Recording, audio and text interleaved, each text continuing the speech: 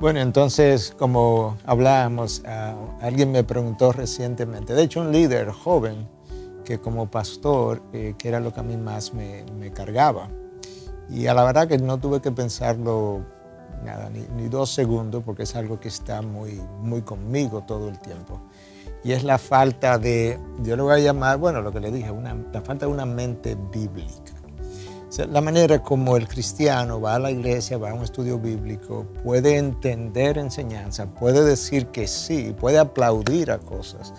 Y luego él se va a trabajar y como que de lunes a viernes o a sábado, como que no hay mucha diferencia entre cómo él habla, cómo él trabaja, cómo él se relaciona, cómo él piensa.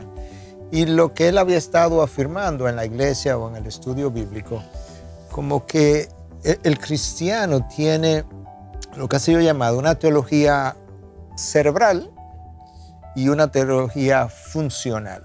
Él sabe en su mente lo que la Biblia dice, pero él no vive conforme a como la Biblia te llama a vivir. Otra forma de decirlo, y ahí le pregunto entonces cuál es su experiencia en ese sentido. Otra forma de decirlo es como que el cristiano no tiene una cosmovisión bíblica. Y una cosmovisión, como la palabra lo dice, cosmo, el mundo, y visión, ver el mundo. Pero la palabra fue acuñada en alemán, es Weltanschauung, e implica una visión un poco más completa, la definición, una visión del mundo y de la vida. O sea que yo voy a interpretar aún los fenómenos físicos del mundo a través de la Biblia, pero también cómo la gente vive, esa es la vida.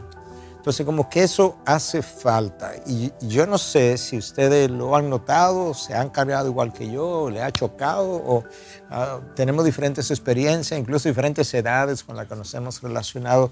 ¿Cuál es la experiencia de ustedes en ese sentido? Sí, bueno, escuchándote me pone a pensar que es algo que yo veo en consejería frecuentemente. Veo personas que tienen años en la iglesia, años en la congregación, que conocen muchos textos de la palabra, pero en su día a día tú como que no entiendes por qué hay una dicotomía tan grande entre la forma que viven y lo que dicen conocer. Y al final son personas que te citan muchos versos, pero en los momentos de conflicto en sus vidas, en la forma como trabajan, el propósito por el cual trabajan, problemas en sus matrimonios, cómo tratan a sus hijos, tú te das cuenta que es algo teórico, pero el corazón no ha cambiado. Y eso es el día a día. Y es algo, no sé para ti, pero a mí muchas veces es un tanto frustrante de que ya yo no sé ni siquiera cómo pastorear muchas veces a esta persona, porque los versículos que él debe conocer, lo conoce. Pero a la hora de implementar esos versículos, es como que no lo puede llevar a la práctica, porque probablemente lo tiene aquí, pero no, el corazón no cree esos versos. Y es algo que veo constantemente, es una práctica muy común en personas, como te decía ahorita, años en la iglesia. Y tú dices, ¿qué hacemos? ¿Qué pasa? ¿Por qué? ¿Por qué esta dicotomía tan grande?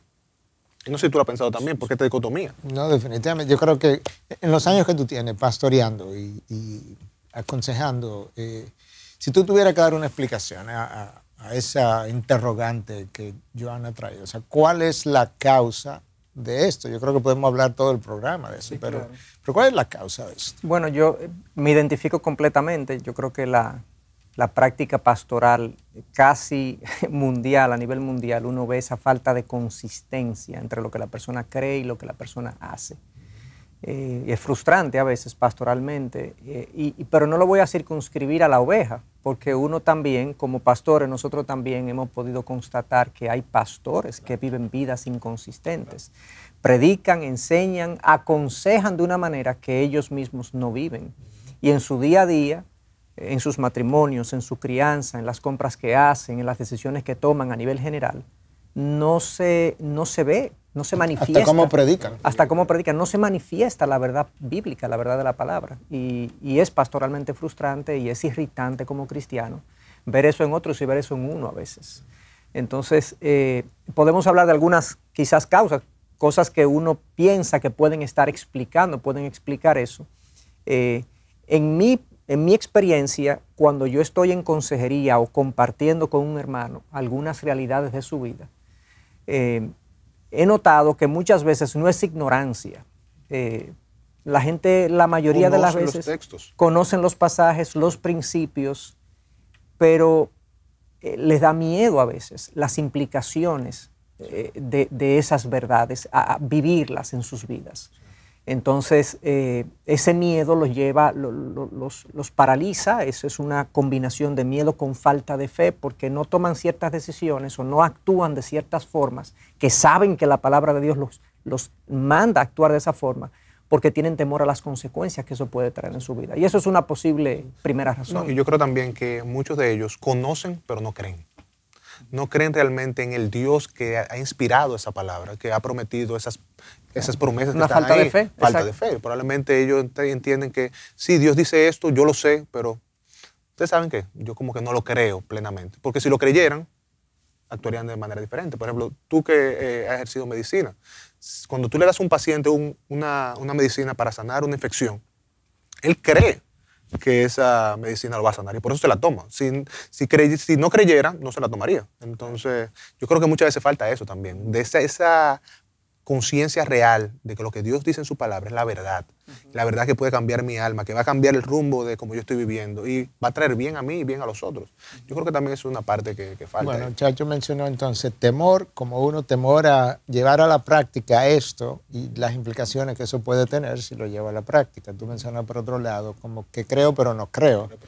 Y yo creo que es un buen ejemplo también, porque cuando Pablo le escribe a los tesalonicenses en su primera carta, en el capítulo 1, él aplaude a esta iglesia por todo lo que ellos son y su fe, cómo se ha dado a conocer en Macedonia, en Acaya y aún mucho más allá.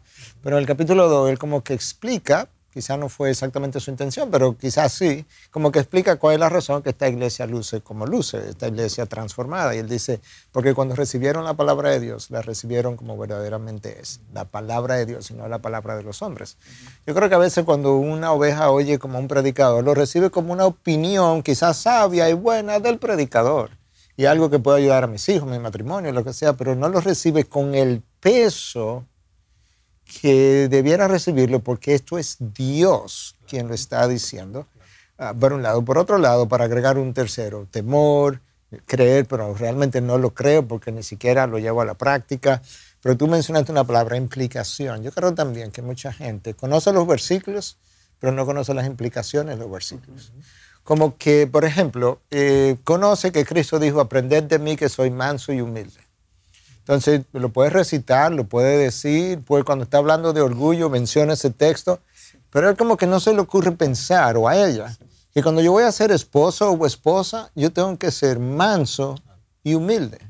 Que cuando yo voy a ser un dueño de empresa, yo tengo que ser manso y humilde. Cuando yo voy a ser un amigo, yo tengo que ser manso y humilde. Quizá con una dama se me ocurre ser caballeroso, pero eso no tiene nada que ver con el concepto bíblico de ser. Yo me estoy comportando así. De hecho, Santiago tiene un pasaje hablando de la palabra, de vivir la palabra. Dice que aceptemos con humildad la palabra implantada. Porque cuando uno escucha un pasaje, un verso, un principio de la palabra, tiene que haber un corazón humilde que esté dispuesto a someterse a esa verdad. Yo recuerdo, en alusión a lo que tú mencionas, hablando de la humildad y del orgullo, hace un tiempito atrás, no tanto tiempo, yo tuve un intercambio con alguien que trabaja para mí, en un sentido, y trabaja por debajo de mí, por así decirlo. Y tuvimos un intercambio, yo le dije ciertas cosas, y cerramos, fue por teléfono. Cuando cerré me di cuenta que le hablé de manera inapropiada, o sea, de manera muy dura, muy tajante, muy tosca. Y mi tentación fue, yo voy a dejar eso así, porque ¿para qué voy a llamarlo de nuevo, a decirle que me excuse, que me perdone? O sea, no tiene sentido una persona que está por debajo de mí. Me sentí tentado, pero al otro día me sentí, además de tentado, me sentí fuertemente confrontado por Dios a través de su Espíritu, que me decía, tú vas a dejar eso así. Y opté por no dejarlo así y opté por llamar a la persona y decirle, mira, ayer cuando hablamos, creo que no te hablé bien y creo que fui ofensivo, así que perdóname, yo quiero ser fiel a mi Señor Jesús. Y la persona se sorprendió. Una persona que está por debajo de mí se sorprendió muchísimo. Yo no soy el ejemplo siempre, pero eso sí me salió bien, por así decirlo. Pero hubo una muerte al yo, hubo una humildad que hubo que ejercer y decirle al yo y al orgullo que está en mí, no, el orgullo no me va a gobernar, me va a gobernar más la humildad. Y realmente yo experimenté mucho más gozo luego de hacer eso que anterior a hacer eso, donde yo mantenía mi postura y mi posición de jefe. Entonces, es ilustrando un poco lo que tú decías, de cómo vivir la palabra. No, y Luis, sí, o sea, tú llevaste a la práctica lo que tú entendías mentalmente que te tocaba hacer. Porque de lo contrario, entonces, de nuevo, tú hubiese vivido una dicotomía. La palabra te manda a humillarte, a pedir perdón, a reconciliarte, pero tú en función de jefe lo hubiese dejado así.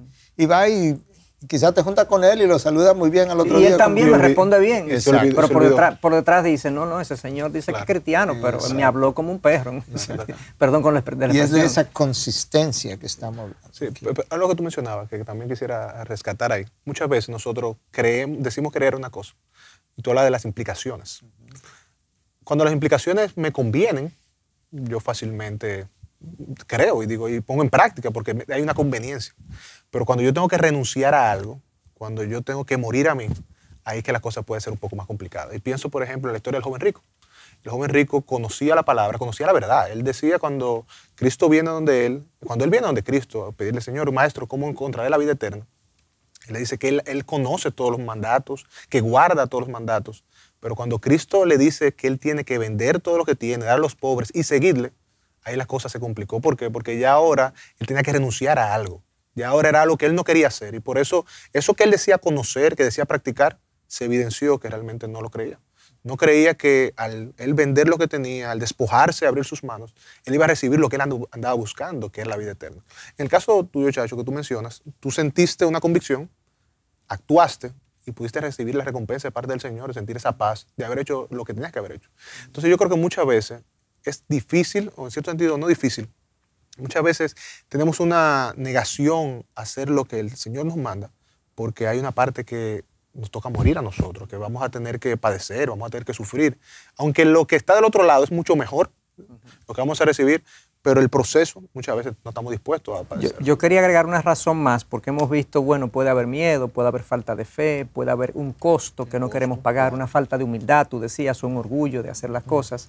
Yo quería agregar una razón más. De considerar las implicaciones. De considerar las implicaciones. Una razón más, que yo la veo en Romanos 12, 1 y 2, cuando Pablo, en el versículo 2 específicamente, que Pablo le dice a los romanos, no se dejen dar forma por este mundo, no tomen la forma del mundo, sino que sean transformados por medio de la renovación de vuestra mente.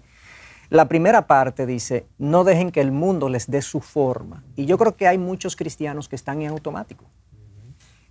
Tienen prácticas de entretenimiento, de compras, de vida, que sencillamente siguen un patrón, una tendencia, una corriente, y no cuestionan esas tendencias en su vida. O sea, toman decisiones de todo tipo y así es que el mundo la toma y se dejan dar forma por la cultura imperante, por la generación imperante que gobierna, digamos, el momento y no la desafían a la luz de la palabra. Y yo entiendo que esa falta de desafío de la forma como yo vivo no procede en la vida del creyente, porque nosotros tenemos la luz. La palabra de Dios es lámpara a nuestros pies y luz para el camino. Entonces, todas nuestras prácticas, nuestras formas de tomar decisiones, las cosas que hacemos, la forma como decimos, como hablamos, tienen que ser desafiadas por la palabra de Dios.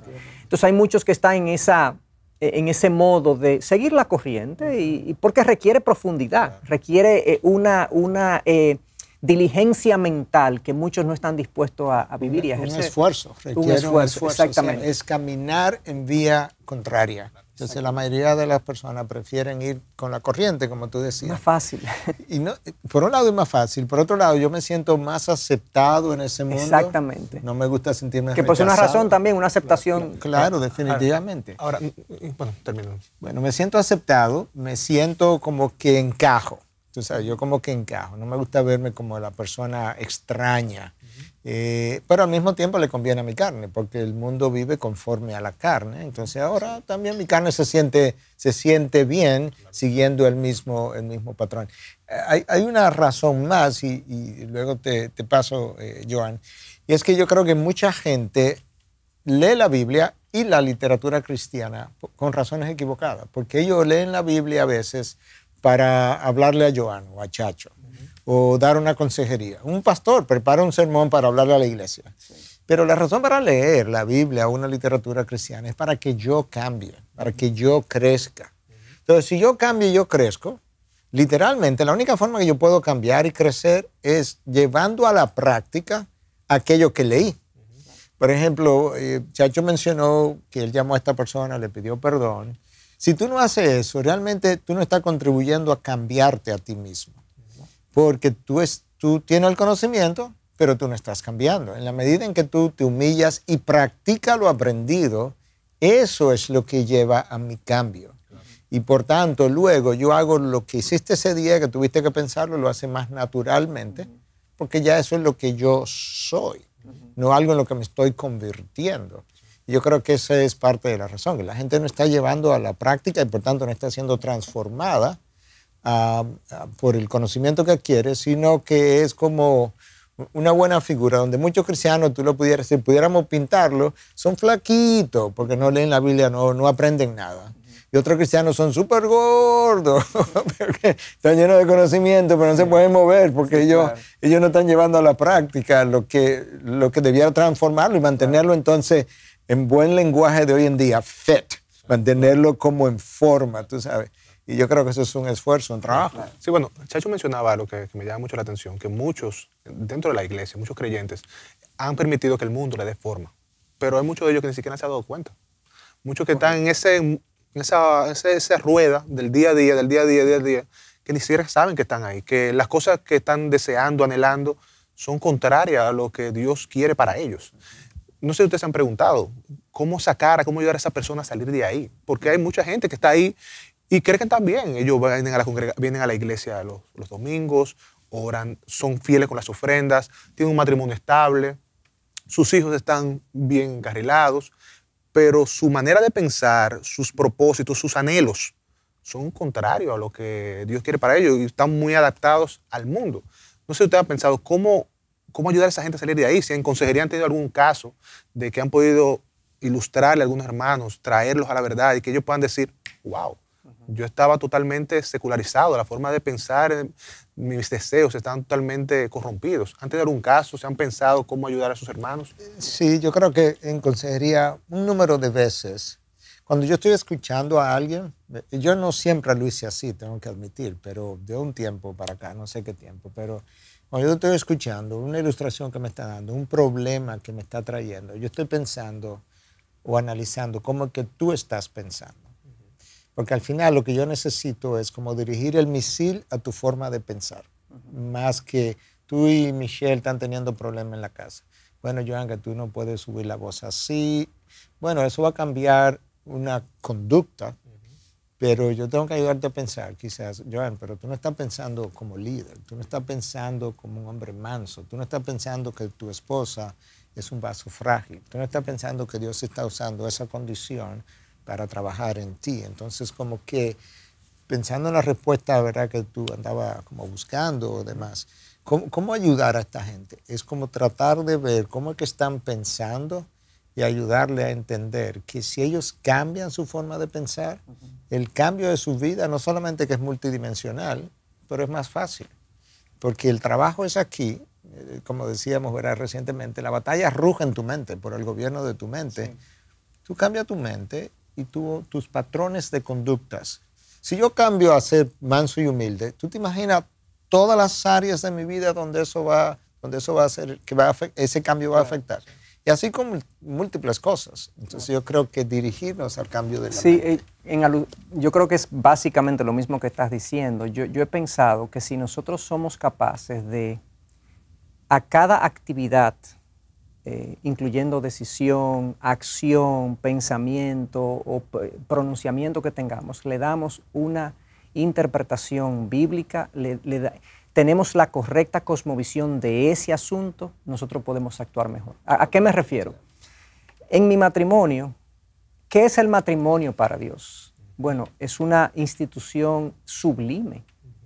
Dice que la palabra que en Efesios 5, a partir del versículo 22, comienza Pablo a exponer muchísimas cosas acerca del matrimonio y dice eventualmente que el matrimonio es el reflejo de la unión de Cristo con su iglesia.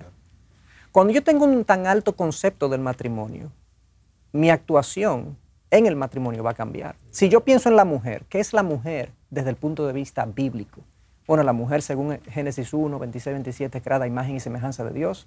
Primera de Pedro 3 me dice que es creada como coheredera de la gracia de la vida, que ella es coheredera de la gracia de la vida junto conmigo, que es un vaso frágil a quien yo debo proteger. Entonces eso me cambia mi manera de actuar hacia mi esposa. Cuando yo veo los hijos a la luz del Salmo 127, que son bendición de Dios, que son regalos de Dios para mi vida, y que yo estoy supuesto, según Deuteronomio, a formar en ellos un legado espiritual. Entonces, cuando yo logro deducir de la Biblia, ya hablamos de esto un poco, de las implicaciones de la palabra, y lo aplico a mi interacción diaria con la gente, conmigo mismo, en mi forma de hablar y proceder, yo tengo una manera distinta de ver las cosas. Cuando yo soy, por ejemplo, una persona que tengo personas que trabajan para mí, y la Biblia me dice, a ustedes los amos, cuando traten a sus empleados o a sus siervos, háganlo con respeto, no siendo ásperos con ellos y demás. Yo tengo una situación ya que desafía mi manera de pensar y de ser. Por ejemplo, aquí vivimos en un país muy jefista, muy presidencialista, siempre hemos dicho. Y ojo, nosotros, la mayoría de los dominicanos creemos que a menos que tú no seas un jefe duro y hasta hostil, tú no logras de tus empleados las cosas que tú quieres. Eso es una manera de pensar. ¿Cuándo vamos a desafiar eso y decir, pero espérate, hay una alternativa? Es difícil porque ¿qué pasa? El empleado también tiene una manera de pensar que en general no responde bien a la gracia. Pero yo tengo que llevar esa relación que yo tengo con ese empleado hacia allá, porque eso es lo que la palabra me dice. Entonces es como darle a cada interacción, actuación, manera de ser y de actuar en la vida, esa interpretación bíblica para yo deducir cómo la Biblia ve esta situación en la vida y yo entonces proceder en esa dirección. O sea, hay premisas que tenemos que cambiar, que están muy marcadas en nosotros. Y también que la cultura también tú mencionabas el tema que los dominicanos solemos ser jefistas, solemos ser machistas. Eso es algo que son premisas. Y eso se replica en Latinoamérica, en muchísimos países. Y algo que está en nosotros, en nuestra naturaleza, que muchas veces ni sabemos que está ahí, que es parte de nosotros. Pero hasta que nosotros no podamos desconectar esas premisas y traer las premisas de la palabra de Dios a nuestro corazón, nuestra mente, no vamos a poder cambiar y ver esas cosas. Me encantó tu ejemplo del matrimonio. Yo creo que es un ejemplo muy claro de que el matrimonio, como tú mencionabas, cuando yo lo veo a la luz de la palabra, yo puedo ver mi rol como esposo, que estoy llamado a santificar a mi esposo, ¿entiendes? Es contrario a lo que el mundo lo presenta. Muchas veces nosotros vemos en el mundo, y me ha pasado en consejerías, muchas veces también, que yo veo que el esposo se queja de la esposa porque él está esperando recibir. Pero cuando yo puedo entrar a mi corazón y a mi mente, la premisa que tú acabas de mencionar, oye, yo soy Cristo para ella. Yo estoy llamado a santificarla. Cristo, ¿qué hizo Cristo por mí? Cristo se entregó por mí, de esa manera yo tengo que entregarme por ella. Cuando yo tengo eso en mi mente claro, todas las cosas cambian. Y la forma como exijo las cosas, la forma como hablo, incluso como doy mis pareceres en cosas que no estoy de acuerdo, cambian. Porque yo no quiero tener la razón simplemente, yo quiero santificar a mi esposa. Yo quiero que ella sea más como Cristo. Volviendo al tema de la gente que no considera las implicaciones, ya sea de versículos bíblicos o de eventos bíblicos. Por ejemplo, Cristo fue a la cruz y frecuentemente, casi siempre, todo el mundo piensa que exclusivamente, que Cristo fue a la cruz para el perdón de mis pecados. Y enseñamos eso. Pero cuando tú llevas eso más allá, el fin último por el cual Cristo va a la cruz es para hacerme santo. Porque Él no fue a la cruz simplemente para perdonarme mis pecados y que yo sea un individuo de pecado perdonado, aunque yo me parezca a mí mismo. No, ese es el comienzo de una transformación que inicia, número 1, con el perdón de mis pecados, número 2, con la morada del Espíritu que viene a capacitarme para transformarme. Por tanto, El que yo permanezca siendo como yo soy, mucha gente en consejería, mucha gente en interacciones sociales te dice, bueno, ¿y qué tú quieres si eso es lo que yo soy? Si así es que yo soy. Pues ese es el problema. El problema es que así es que yo soy. Ahora, si tú me dices, ¿cuál es el problema? ¿Así es que Cristo es y yo estoy siendo como Cristo?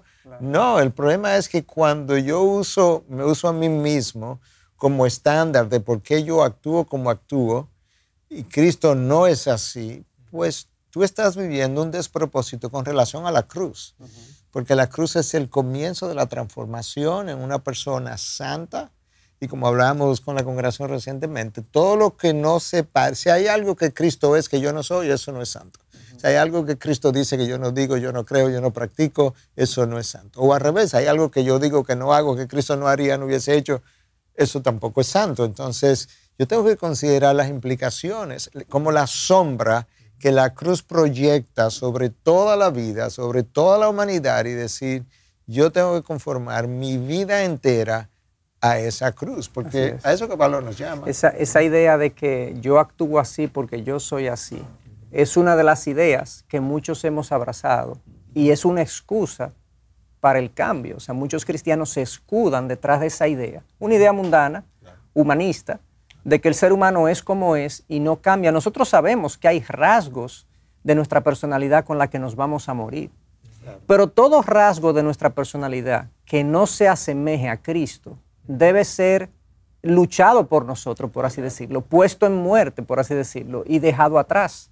Porque obviamente nosotros se supone estamos en un camino, como tú decías, de transformación y de asemejarnos a Cristo en toda nuestra manera de Ese es el hombre viejo. Claro. Exactamente. Y se supone que somos nueva criatura en Cristo. No, se supone que no somos nueva criatura en Cristo. Quiere decir que el viejo hombre quedó totalmente atrás.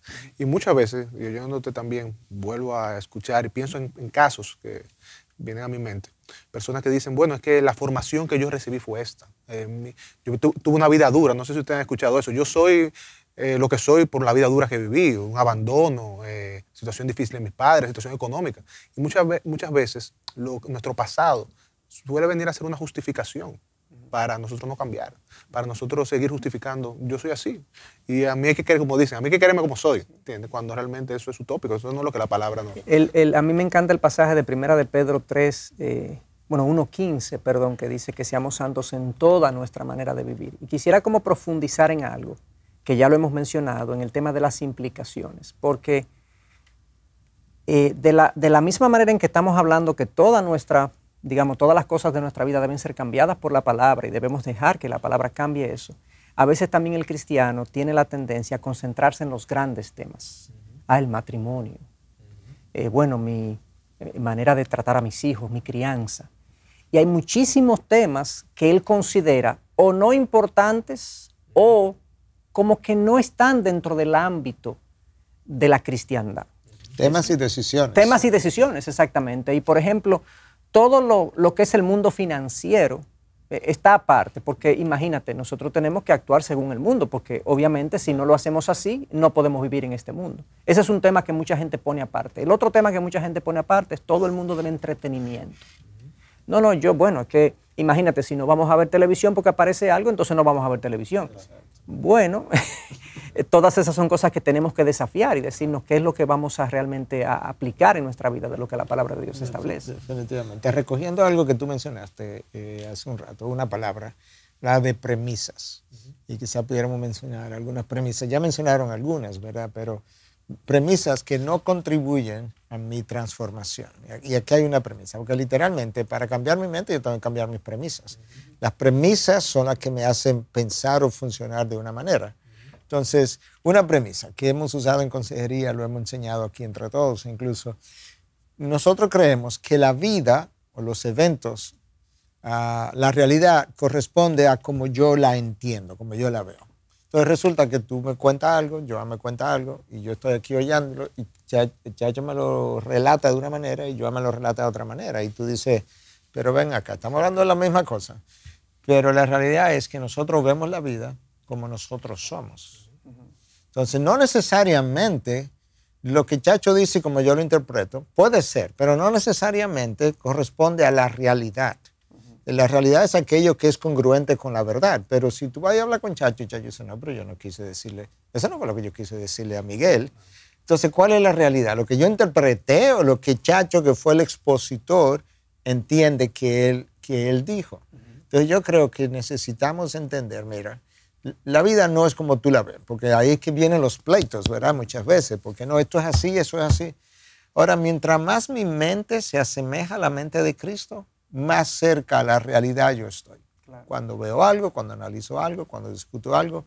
Entonces, yo creo que eso es una premisa importante, que yo pueda entender que la vida no necesariamente es como yo la estoy viendo. Así es. Esa es mi percepción de los eventos, de la vida, de lo que me pasó, de lo que me hicieron, pero que quizá otro lo ve y dice, pero eso no es tan grande, o eso es más grande de lo que tú te estás percatando. Otra premisa, que si la gente fuese capaz de adoptar estas cosas, porque son bíblicas, ¿verdad? Estas premisas, la idea de que la vida en este mundo no te va a dar lo que tu alma y tu corazón requieren para sentirse pleno. No importa dónde vives, con quién estés casado, con quién estés viviendo. Ni el carro con el que tú andas, ni el trabajo que tengas. Ni el empleo que tú tengas, exactamente. Ni el país en el que vives.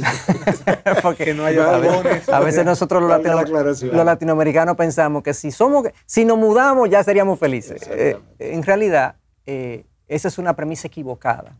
Y estar, por ejemplo, en una relación de matrimonio y pensar que mi pareja me tiene que dar todo lo que yo necesito para sentirme pleno, o estar en un trabajo y sentir que en ese trabajo me tienen que proveer todo lo que yo necesito para sentirme pleno, es una premisa equivocada que me va a llevar a la frustración y va a ser la vida del otro con el que yo me relaciono una vida miserable, porque yo le voy a exigir. Entonces tenemos que borrar esa premisa. Este mundo no es satisfactorio. Aquí Cristo nos prometió una cosa, aflicción. Claro que con Él la vida es lo más abundante que puede ser con Él, pero sigue siendo la vida aquí en este mundo caído una vida frustrante, insatisfactoria, que tenemos que ir caminando con el Señor y ir logrando los gozos que Él nos promete en medio de esta vida. Sí, no, y pensando en ese concepto de premisas, el poder entender que nosotros somos peregrinos en esta tierra, es una premisa que cambiaría nuestra vida totalmente, ¿entiendes? Yo estoy de paso, no es mi morada final. Yo estoy aquí con un propósito específico y yo debo cumplir ese propósito. Inclusive, en pensar en eso de premisas, me pongo a pensar en la premisa de que todas las cosas cooperan para bien, el pasaje de Romanos 8, todas las cosas cooperan para bien para aquellos que son llamados conforme al propósito de nuestro Dios. Cuando yo tengo eso claro en mi mente, yo puedo ver la vida totalmente diferente. Ya sea que tengo un problema en mi trabajo, tengo una enfermedad de alguno de mis hijos, tengo una pérdida, yo puedo ver la vida totalmente diferente porque yo sé que Dios utilizará eso para bien, para el bien de mi alma y para su gloria. Entonces yo creo que ese concepto de premisas, como ustedes mencionan, es tan importante y el creyente debe empezar a revisar sus premisas. Y es algo que normalmente nosotros no hacemos, y más en la cultura de los países cálidos tropicales como nosotros vivimos el día a día, somos muy, como dicen aquí en República Dominicana, somos muy fogosos, no nos sentamos a pensar. Los países un poco más fríos se sientan a analizar, a pensar. Pero nosotros deberíamos sentarnos a pensar, ¿cuáles son mis premisas? ¿Qué son las cosas que yo creo? Las decisiones que yo tomo, ¿en base a qué las estoy tomando? Y yo creo que eso es algo que el creyente debería empezar a hacer o seguir haciendo lo que lo están haciendo. Y cambiaría nuestra vida totalmente. Bueno, mira un pasaje de la palabra en 2 Corintios 5, el apóstol Pablo hablando de cómo cambiaron sus premisas. Por un lado, él dice que si estamos en Cristo, nueva criatura es. Las cosas viejas pasaron, todas han sido hechas nuevas. Pero en ese mismo pasaje, él habla que llegó un momento en su vida donde ya él no consideraba a nadie según la carne. Mucha gente no entiende ese pasaje. Exactamente. Entonces ya de en adelante, Chacho no es un cliente para mí. Es un potencial converso a Cristo, aunque él me esté comprando algo. Una mujer no es alguien con el que yo voy a tener hijos o tener placer. No, eso es una potencial conversa, hija de Dios, con la cual yo puedo tener una relación y quizás más adelante ocurren otras cosas. Pero la manera como la veo no es según la carne, la veo según el reino de los cielos. Entonces, esa es una premisa. O sea, esa es una ilustración de cómo hay un cambio de premisa. Bueno, Pablo dice, todas aquellas cosas que para mí eran como de mucho valor, yo las considero ahora como basura. Los logros de este mundo y los créditos, los títulos. El abolengo, y yo venía de la tribu de Benjamín y fariseo de fariseo, basura. Eso es un cambio de premisa fundamental. Una premisa clave, yo creo, y que tiene que ver con mucho de lo que ustedes han estado mencionando, incluyendo todas las ilustraciones que tú has traído al matrimonio, es la vida no se trata de mí. En primer lugar, se trata de Dios. Y entonces Dios y sus propósitos. Pero una de las maneras como Dios me enseña cómo la vida no se trata de mí es pidiéndome que le sirva a otros. Segundo mandamiento en importancia, y amarás a tu prójimo como a ti mismo. Entonces, yo leí algo esta mañana, se me fue el nombre de la persona, porque lo conocí recientemente, pero esta persona decía, si tú quieres ser feliz, haz algo para ti mismo. Si tú quieres sentirte realizado, haz algo para otro. Entonces tú puedes ver cómo el tú servirle a otro no solamente te ofrece un beneficio a ti, no solamente honra el segundo mandamiento de la ley de Dios, es que tú te sientes diferente. Porque como el diseño de la vida no tiene que ver conmigo, el que yo haga algo para mí momentáneamente me hace sentir feliz. Pero el que yo haga algo para otro, como es conforme al diseño de Dios, entonces me ayuda a sentir satisfecho, lleno, pleno. Realicé algo conforme al propósito de Dios. Entonces ahí hay otra premisa. La vida no se trata de mí. Nunca. Absolutamente nunca. Y bueno, podemos seguir hablando muchísimo del tema de las premisas, que sí, quería agregar otra, perdón, porque vivimos en una generación extremadamente materialista. Pero estamos haciendo algo importante, sí, y es claro, ayudándole a la gente a que claro, pudiera escucharnos en algún momento. ¿Y a qué nos referimos con esto de las premisas? De las premisas. ¿De qué aplicación tienen? Hay otra premisa en la palabra que está clarísima, que está en Lucas 12:15. Cristo, en un momento dado, confronta a una persona y le dice, y de hecho se lo dice a sus discípulos, estén atentos y guárdense de toda forma de avaricia, o sea, de ese deseo de querer más, porque aun cuando alguien tenga abundancia, su vida no consiste en sus bienes. En pocas palabras, las cosas importantes de la vida no está en la acumulación de bienes. Y vivimos en una generación enormemente materialista, donde éxito es igual a acumulación o prosperidad económica. Y eso es una premisa que mucha gente y muchos cristianos se han dejado llevar por esa corriente y asocian que su vida sería más plena, más feliz, más contenta si tienen más cosas y no si profundizan sus relaciones, como tú decías. Y cuando Cristo le preguntaron, ¿cuál es el más grande mandamiento? Cristo nos dijo, bueno, que tú seas productivo, que tú seas eficiente, que tú seas rico, que tú puedas lograr grandes cosas en la vida. Cristo dijo, amarás a Dios sobre todas las cosas y amarás al otro como a ti mismo. La vida se trata de relaciones. Mientras más yo profundizo mi relación con Dios y profundizo mi relación con los demás, más plenitud yo tengo para mí en la vida y más, digamos, agrado a mi Señor que me creó para eso. Ahora bien, y yo sé que ustedes van a hablar de otras premisas, pero yo quería preguntar. Pero eso que tú estás mencionando, el tema de la avaricia y demás.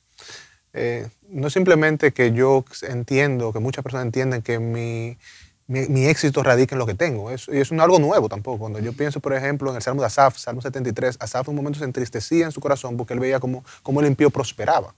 Muchas veces nosotros vemos al otro también y decimos, el otro tiene éxito porque tiene, como tú decías, económicamente está bien, porque tiene un buen vehículo, tiene una buena casa y pensamos que es el éxito, cuando realmente, como tú decías, no tiene nada que ver con eso. Yo puedo andar a pie, puedo vivir rentado y tener una vida exitosa porque estoy cumpliendo el propósito de Dios para mi vida. Le estoy dando gloria a Dios con la forma como estoy viviendo. Me estoy bebiendo un vaso de agua, me estoy comiendo algo, estoy haciendo lo que dice el apóstol Pablo en 1 Corintios 10:31. Lo estoy haciendo para la gloria de Dios. Entonces yo creo que el cambiar ese chip en mi mente y decir, oye, lo que yo tengo aquí como peregrino, mis posesiones, mi autoridad, muchas personas ahora en países latinoamericanos, como que vemos que si una persona tiene un cargo de poder, ya sea en el gobierno o una empresa, es un gran empresario, eso lo hace exitoso. No lo hace exitoso. Puede ser la persona quizás más infeliz, por así decirlo. Puede una persona que está viviendo un despropósito porque quizás no está cumpliendo el plan de Dios para su vida. Tiene esas cosas, pero lo que realmente vale no lo tiene. Entonces yo creo que cuando cambiamos esa forma de pensar, la vida cambia. Tú ibas a mencionar algo. Bueno, que iba a decir precisamente que como estamos hablando, desafiando muchas premisas, quiero traer una nota de balance y pensar, ver qué ustedes piensan, de que no es que estamos diciendo que lo que uno haga en esta tierra es irrelevante. No, absolutamente que no. O que esta tierra no tiene ninguna cosa que añadirme en términos de satisfacción hasta cierto punto y que hay cosas buenas que Dios creó que podemos disfrutar dentro de los límites que Dios ha establecido y que podemos aspirar incluso a posiciones altas siempre y cuando eso no se convierta en ídolos en nuestro corazón. Entonces, quería traer esa nota de balance porque tampoco estamos enseñando que, bueno, pues entonces vamos a tirarnos a a no hacer nada y sencillamente vamos a tocar guitarra y a tener amigos alrededor y a no ser productivos con los dones y talentos que Dios nos ha dado. De hecho, todo lo que yo hago en esta tierra debiera tener un significado trascendental. La pregunta es... Otra premisa. Exacto, esa es otra premisa. Debiera tener y tiene un significado trascendental. La pregunta es, ¿cómo es que lo estoy haciendo? ¿Con qué motivación? ¿Con qué fin? Pero es importante. De hecho, el trabajo común y corriente que hace un barrendero de la calle tiene un valor trascendental para Dios.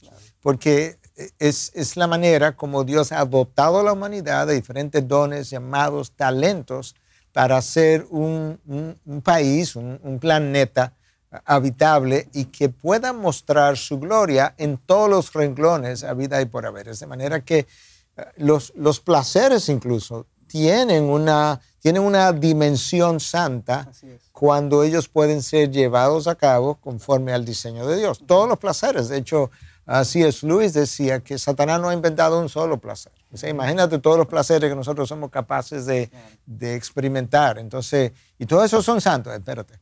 La experimentación de ellos, el poder, la capacidad para experimentarlo, sí tenía un fin santo, porque Dios diseñó al hombre con receptores nerviosos capaces de sentir sensaciones, el paladar, el gusto, el olor, sensaciones físicas, sensuales incluso, o sea, por el diseño, ¿verdad? Pero cuando yo hago eso bajo el diseño de Dios, de manera que Dios es el diseñador, el arquitecto de los placeres. Lo que Satanás sí ha logrado hacer con la caída es distorsionarlos todos. Y lamentablemente, como nosotros todavía no hemos regresado al estado en que Adán estaba en su momento original, nosotros seguimos viviendo con distorsiones de los placeres. Pero la realidad es que la buena idea del placer para el ser humano se la inventó Dios. O sea que las cosas provistas en este mundo es de Dios, que de una u otra manera han venido. El hombre lo que ha sabido pisotearla. Y de hecho, yo entiendo que el placer, más que entiendo, creo que es algo de la palabra. Todo placer apunta a la bondad de Dios. Y de hecho, creo que es un estímulo para el alma pensar que si el Dios que creó el máximo placer que el ser humano pueda concebir y experimentar, es el Dios que me dice que en su presencia hay plenitud de gozo y delicias a su diestra. Si este Dios que conoce todo, que fue el creador de todos los placeres, el máximo placer que yo puedo experimentar, me dice que en su presencia hay plenitud de gozo, yo tengo que decir, no, pero él sabe de lo que está hablando. Por lo tanto, tengo que creer esa expresión de que en él hay plenitud de gozo. No, y me encanta que usted pueda traer esto, porque muchas veces podemos condenar todo lo que el mundo hace simplemente porque el mundo lo hace, cuando realmente Dios es que ha creado todas las cosas, como tú mencionabas. Génesis 1:31 dice que vio Dios todo lo que había hecho y vio que era bueno en gran manera. Y descansó y fue la noche y la tarde del sexto día. Todo lo que Dios ha creado es bueno. Lamentablemente, como mencionabas, el hombre se ha encargado de distorsionar la creación de Dios. Dios creó que el matrimonio fuera entre un hombre y una mujer. ¿Con qué propósito? Reflejar lo que hablamos ahorita, reflejar la unión de Cristo con su iglesia. ¿Y qué ha hecho el hombre? Ha distorsionado eso. Y se une en matrimonio para llenar sus insatisfacciones, para buscar, recibir, cuando el propósito no era ese. Y hemos corrompido lo que Dios ha hecho bueno, incluyendo los placeres, y lo hemos hecho algo dañino para nosotros. Entonces, las premisas de que hemos ido hablando me causan todos estos problemas que hemos estado pensando y me crean una mente no bíblica si son equivocadas. Pero al mismo tiempo, esas premisas equivocadas me generan un desorden de prioridades, que podemos hablar un poquito de eso también. La necesidad de organizar las prioridades del ser humano. Porque para nosotros los hombres, frecuentemente la prioridad número uno es el trabajo. Entonces, frecuentemente nosotros le dedicamos la mejor y la mayor cantidad de tiempo, energía, de dedicación, emociones al trabajo. Pero resulta que eso que tenemos ahí como prioridad número uno es lo que en una organización de prioridades cristianas podríamos llamarlo urgente. O sea, el trabajo me urge hacerlo, me llama urgentemente a que esté ahí a tiempo. Pero no es necesariamente lo prioritario. porque lo prioritario es Dios, que es quien me va a permitir realmente poder trabajar de una manera, no solamente que a Él lo honre y lo glorifique, sino que a mí me cause la mayor satisfacción, el menor grado de, bueno, insatisfacción, frustración, ira, vacío, como muchas veces la gente trabaja. Y entonces ahora ese mismo Dios me va a ayudar a poner el trabajo en su correcto lugar. Pero luego vamos a decir que Dios es lo prioritario. Importante, mi familia, porque yo puedo tener un buen trabajo y arruinar mi familia. Claro.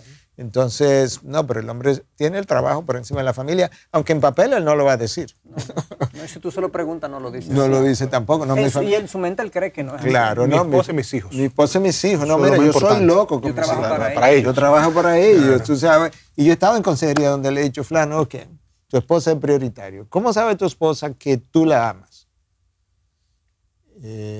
Bueno, pastores, que yo no puedo vivir sin esa mujer. Bueno, yo no estoy diciendo que no. En mi casa no falta nada. En mi casa no falta nada.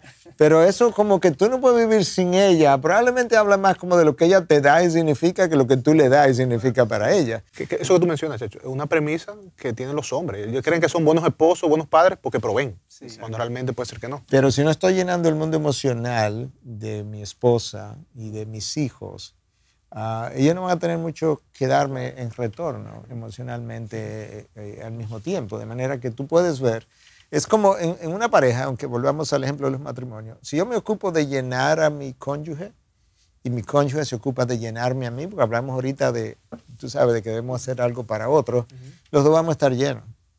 Porque yo estoy llenando a mi esposa me está llenando a mí. Pero si yo lo que quiero es que yo esté llena o lleno, y el otro se está ocupando de llenarse también, ahora los dos vamos a estar vacíos. Un video que veía recientemente acerca de este grupo de hombres en Estados Unidos, de Navy SEALs, el grupo de hombres que se considera como de la gente mejor preparada quizá en el planeta o entre los mejores. Sí. Uno pensaría, y de hecho yo también pensé algo similar, como que estos eran los hombres, tú sabes que entra un grupo grande a ser testeado, probado, y sale un grupito pequeño de los que realmente pasaron la prueba. Y yo pensaba que eso que pasaban la prueba eran probablemente de los más inteligentes, de los más astutos, con más habilidades físicas. Yo no digo que no tengan eso, pero alguien le preguntó a un vamos a decir, jefe, un director de este grupo, a un cabeza de este grupo, ex cabeza o ex líder de este grupo, ¿qué es lo que hace que un Navy SEAL pueda pasar la prueba? Y él le dijo, mira, no es inteligencia, no es la musculatura, esta gente que llega como con músculo y tatús en todos los sitios, como yo soy el macho y tú piensas este el que va a lograrlo, decía, ninguno de ellos llegan al final. Usualmente quien llega es alguien que tú lo ves flaquito, a veces está temblando de miedo, pero es alguien que cuando está exhausto, cansado, de alguna manera él encuentra la forma como de entrar a sí mismo y encontrar las energías para hacer algo para el otro. De manera que tú siempre puedes contar con ese otro, que ese otro va a estar ahí. Y eso es ese es como la clave del trabajo en equipo. Sí. Pero la realidad es que todo el mundo que trabaja en una oficina, eso es un trabajo en equipo. Todo el mundo que tiene una familia, es un padre, una madre, hijo, eso es un equipo. Todo el mundo que tiene una iglesia, eso es un equipo. De manera que una vez más tú puedes ver que primero Dios y luego una vida que no está centrada en mí, sino en el servicio al otro. Cristo vino y se hizo siervo, de manera que ahí yo tengo que modelar a Cristo también. Y eso es otra premisa que yo tengo que vivir. Yo soy un siervo, primero con un jefe, primero con un médico, primero con un economista, primero con un empresario. Yo soy un siervo que sirve como economista y pastor, como empresario y pastor, como médico y pastor, pero mi palabra clave es siervo.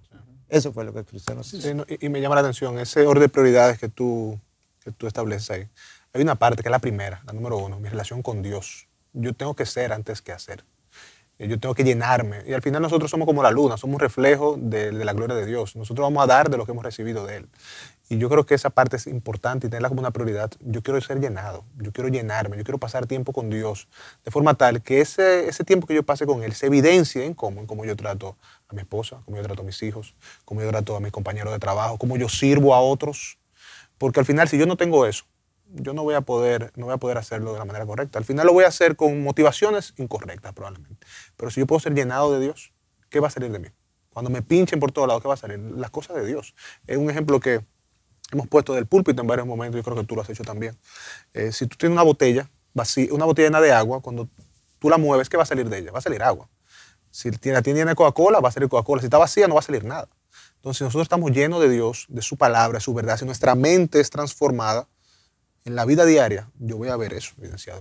Yo voy a ver un matrimonio que glorifica al Señor, donde el esposo va a estar amando como Cristo, donde la esposa va a estar sometiéndose a su marido amorosamente. Yo voy a ver hijos que van a estar siendo instruidos en el camino del Señor. No quiere decir que van a ser hijos creyentes, porque eso solamente Dios así lo determina, pero va a haber hijos que cumplen moralmente. Voy a ver compañeros de trabajo que cuando hablan de él dicen, es un hombre de Dios, un hombre piadoso, un hombre que nos trata con gentileza y siempre busca aportarnos, no solamente a nivel laboral, sino como personas. Yo veo muchas personas que laboran y solamente su relación se limita a lo que tú haces para que yo pueda tener más, cuando al final no se trata de eso. Cuando yo tengo un colaborador, más importante que lo que tú haces para mí, es quién tú eres, es lo que yo puedo hacer por ti, lo que yo puedo ver en ti que debe ser cambiado y rendido al Señor. Aunque claro, tenemos que hacer una labor porque para eso trabajamos. Pero cuando yo puedo ser llenado de Dios, todas las cosas alrededor de mí van a cambiar y van a tener esa luz y esa sal que sale de Dios. Nosotros, bueno, a lo largo de esta conversación hemos hablado de diferentes aspectos que son vitales para uno poder vivir ese versículo de ser santos en toda vuestra manera de vivir. O sea, a lo que estamos aspirando es como a estimular a nosotros mismos y a los que nos están escuchando a una vida más coherente, una vida que parta de una mente bíblica y que entonces pueda tener una práctica bíblica, que no haya diferencia entre la teología que se cree y la teología que se vive. Entonces, quizás sería como una especie de resumen y quizás podemos añadir algunos otros elementos, pero como consejos finales, ¿qué podemos decir? ¿Cómo un cristiano pudiera conducirse de una manera coherente, que no se vea esta doblez en su vida? Una cosa que se cree y una cosa que se vive, que son distintas. Hemos hablado de las premisas, de las prioridades, hemos hablado de la mente bíblica, pero ¿cómo podemos poner eso junto de tal manera que quede, digamos, una enseñanza final? Entonces, ¿por dónde comienzo?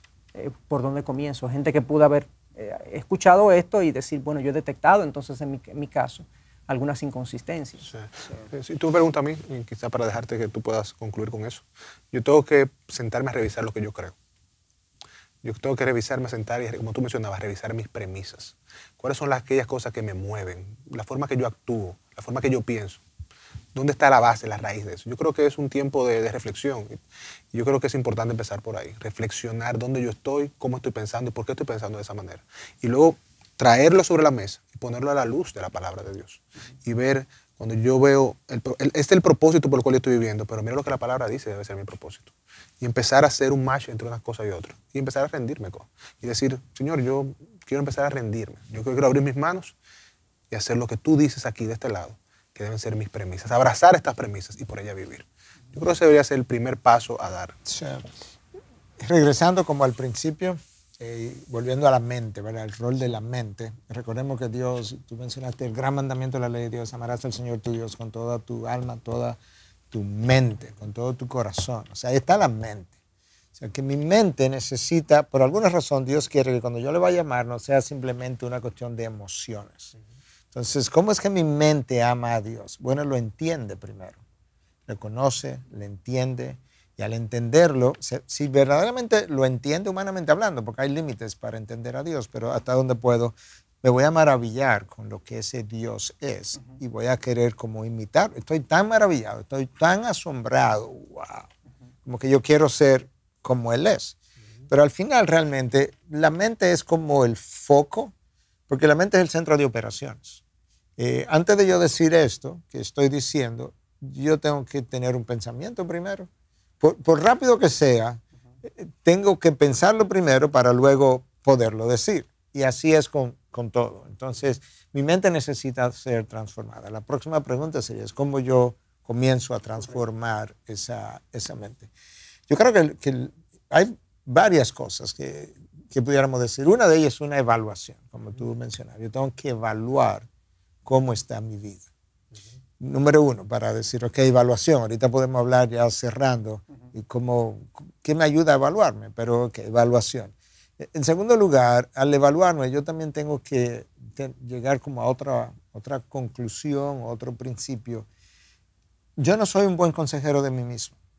Entonces, yo estar diciéndome cosas a mí mismo, defendiendo mis actuaciones pasadas, las presentes, lo que Paul Tripp llama en uno de sus libros, el abogado interno. Yo tengo que cancelar ese abogado interno porque me vive ahí justificando y apelando a circunstancias que explican por qué yo soy como yo soy, por qué yo actúo como yo actúo.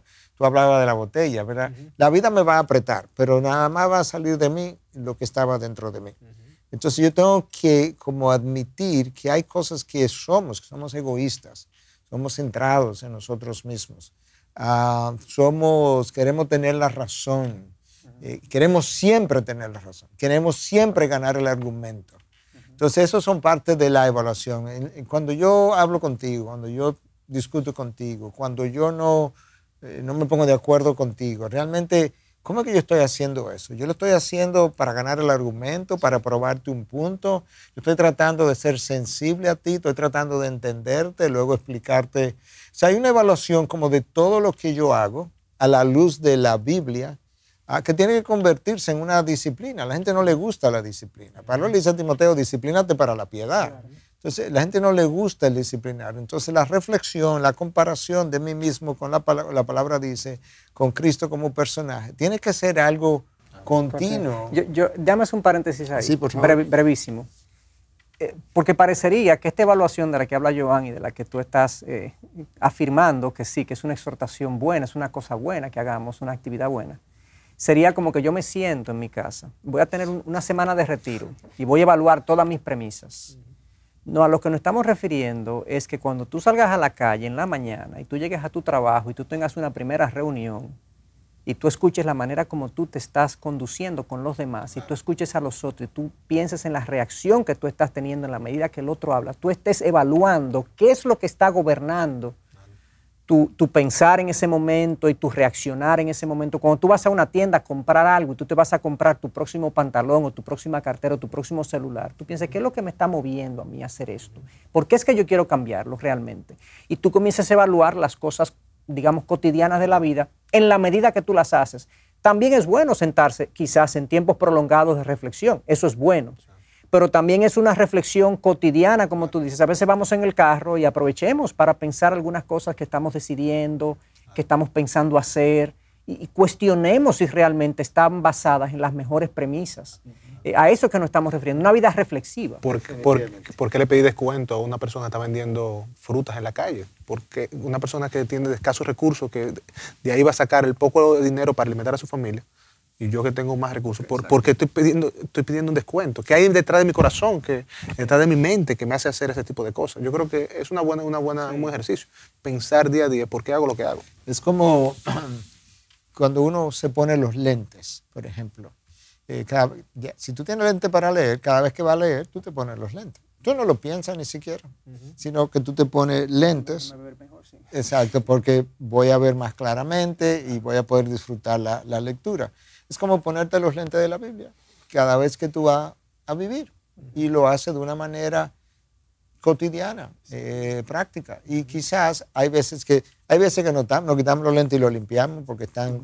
Bueno, eso es como que yo estoy criando a mis hijos y las cosas no me están saliendo bien y tú sabes, yo como que no veo claro qué es lo que tengo que hacer con mis hijos. Bueno, pues si tú no tienes claro tampoco lo que la Biblia dice, pues júntate con una pareja de más experiencia, con hijos más grandes, quizás que tú consideres más piadosa y dile, mira, yo estoy teniendo problemas con mis hijos. Ahí está la comparación, la evaluación, alguien que me va a ayudar. Y por eso decíamos en conversaciones anteriores que yo no puedo vivir el cristianismo aislado. Hay un cuerpo de Cristo, hay una comunidad. Pero hay una premisa que le dice al hombre o al ser humano no compartas esta intimidad de tu familia con otros, juzgar. porque te van a juzgar. Además, es una vergüenza que mis hijos se estén mal comportando, y esa premisa le impide buscar la ayuda que necesita. Claro, entonces nadie te va a entender, porque dos familias no son iguales. Oye, cuando yo creo que yo soy la única persona que me puede entender, yo tengo problemas, porque honestamente, ¿cómo es que yo voy a ser la única persona en el mundo y después Dios? O sea, es Dios y yo que podemos entender. Entonces, no, yo tengo que ir donde alguien con más sabiduría, más entendimiento, más piedad. Porque puede ser alguien que tenga una cierta sabiduría del mundo, pero eso no me va a ayudar. Tiene que ser una sabiduría piadosa. Entonces tú puedes ver que este tema de cómo romper con esta dicotomía es algo que nosotros pudiéramos hablar por horas, pudiéramos escribir libros incluso de cómo ver la dicotomía, cómo arreglarla, cómo repararla. Pero definitivamente hablamos de varias cosas. Tengo que cambiar una mente, tengo que tener una mente bíblica, tengo que cambiar premisas, tengo que organizar prioridades, tengo que evaluar mis reacciones, tengo que abordar y considerar las implicaciones de los versículos que leo, de la literatura cristiana que leo, las implicaciones para mi cambio y las múltiples áreas donde eso también tiene una implicación. El costo que eso implica. El joven rico tenía que vender esto en su caso para poder realmente abrazar a Cristo. Entonces hay un costo que pagar, hay una disciplina que tener, hay un esfuerzo, tienes que saber que tú vas a caminar en vía contraria, hay un mundo venidero, tengo que poner mi mente en el mundo venidero. Entonces tú puedes ver que cuando tú pones a una lista de eso, sería una buena recomendación al cierre ya, a una lista de estas cosas y entonces comienza una por una como a verla continuamente, no en una sentada como decimos, no, continuamente, cómo estas cosas están en mi vida y con quién yo puedo hablar que me pueda ayudar a organizar esto que está fuera. Hay algo que agregaría ya al final. Quiero, digamos, concluir con esto y terminar con una cita, si están de acuerdo, porque todo lo que hemos hablado está en el contexto. Sí, perdón, paréntesis tuyo. Paréntesis mío, simplemente al escucharte, yo puedo decir que yo quiero dar gloria a Dios por la iglesia. Gloria a Dios por la iglesia local, que nos permite tener hermanos piadosos con quien podamos venir y hablar, hermanos que nos permitan con quien sentarnos y nos ayuden a traer esos pensamientos, esas premisas que tenemos y a encaminarnos y apuntarnos a la verdad. Hermanos con quien crecer. Gloria a Dios por la iglesia local, no solamente por la nuestra, sino por las iglesias locales alrededor del mundo que permiten eso. Permiten que el creyente tenga un lugar donde pueda ir, donde pueda traer sus premisas erradas y encontrar hermanos, pastores, que le ayuden a sanar y cambiar sus premisas. Cuando tú hablas, Chacho, cerramos porque tenemos cosas que hacer, estamos ocupados, pero tenemos que seguir hablando porque que estas conversaciones no se terminan. Pero yo no, y que este es un tema más de esos que hemos seleccionado, dicho, que hacen de la vida cristiana, que está supuesta a ser una vida ligera y un yugo fácil, una vida pesada. Esta inconsistencia por estos problemas de premisas incorrectas y demás. Entonces quería agregar a todo lo que tú mencionabas, el cultivo de la humildad como una virtud madre que pare, por así decirlo, que genera una vida sometida a la palabra de Dios. Todo lo que cultive la humildad en nosotros, procurémoslo, busquémoslo. Y específicamente, porque a veces la gente oye estas cosas y dice, amén, okay, ¿qué implica esto? Y no sabe lo que implica. ¿Qué implica esto? Cualquier situación que tú creas mínimamente que requiere que tú pidas perdón, pídelo. Cualquier situación que tú creas que tú debes escuchar y no hablar, cállate y escucha. Cualquier situación donde tú tengas que consultar porque tú no te la sabes toda, consulta. Todas esas prácticas de pedir perdón, escuchar a otros, buscar opinión, no hacer todo lo que yo quiero o decir todo lo que yo quiero en un momento dado, son cosas que cultivan la humildad. Y cultivada la humildad, vamos a tener un corazón más manso para vivir según la palabra de Dios. O sea, yo creo que eso es una recomendación como que sería como el papel de regalo de todo lo que hemos hablado. Así es. Y quería concluir con esta cita ya, porque como tú decías, tenemos que seguir hablando de otras cosas. Kenneth Boa, en un libro que él tiene que se titula La imagen de Dios, es en inglés, pero lo estoy traduciendo, tiene una cita que dice lo siguiente: la realidad de nuestra fe es mejor demostrada en la forma como caminamos con Cristo en lo mundano que en el número de religiones religiosas a las que vamos. Si deseamos servir y glorificar a Dios, la expresión más auténtica de ese deseo es en las actividades ordinarias de la vida. Ojalá podamos vivir así. Así es. Amén.